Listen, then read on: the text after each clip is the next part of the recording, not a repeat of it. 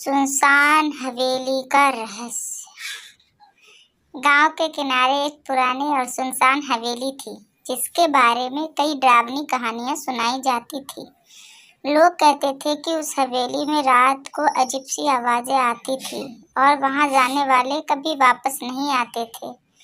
गांव के लोग उस हवेली के पास जाने से कतराते थे। एक दिन राजू नाम का एक युवक गांव में आया। वह उन भूतिया कहानी पर विश्वास नहीं करता था। उसे गांव वाले की बात सुनकर हंसी आती थी। उसने तय किया कि वह उस सुनसान हवेली में जाकर खुद देखेगा कि वहां सच में कुछ है या नहीं। रात होते ही राजू एक टॉर्च और लाठी लेकर हवेली की ओर चल पड़ा। हवेली के पास पहुंचते ही उसे एक अजीब सा सन्नाटा महसूस हुआ। हवेली की दीवारें टूटी फूटी और जगह जगह जाले लगे हुए थे। दरवाजा धीरे धीरे हिल रहा था, मानो कोई अंदर से चीख रहा हो।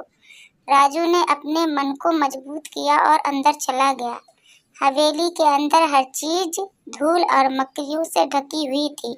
अचानक उसे ऊपर की मंजिल से किसी के कदमों की आवाज सुनाई दी। वह थोड़ा घबराया, लेकिन फिर भी आगे बढ़ा। जैसे ही वह सीढ़ियों के पास पहुंचा, अचानक एक ठंडी हवा का झोंका आया और उसकी टॉर्च बंद हो गई।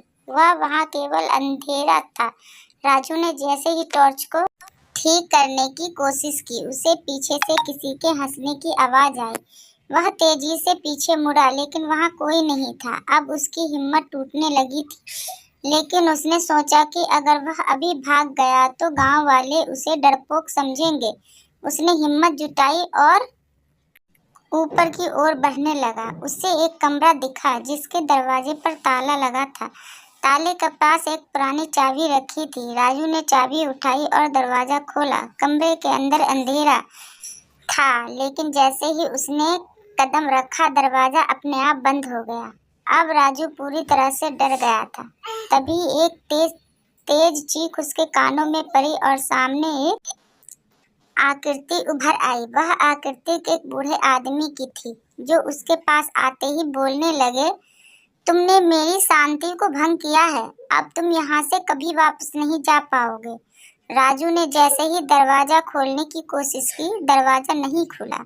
उसे महसूस हुआ कि वह फंस चुका है। गांव वाले ने कई दिनों तक राजू की खोज की, लेकिन वह कभी वापस नहीं आया। लोग कहते हैं कि आज भी उस हवेली में राजू की चीख सुनाई देती है और वह बूढ़ा आदमी वहां हर आने वाले का इंतजार करता है।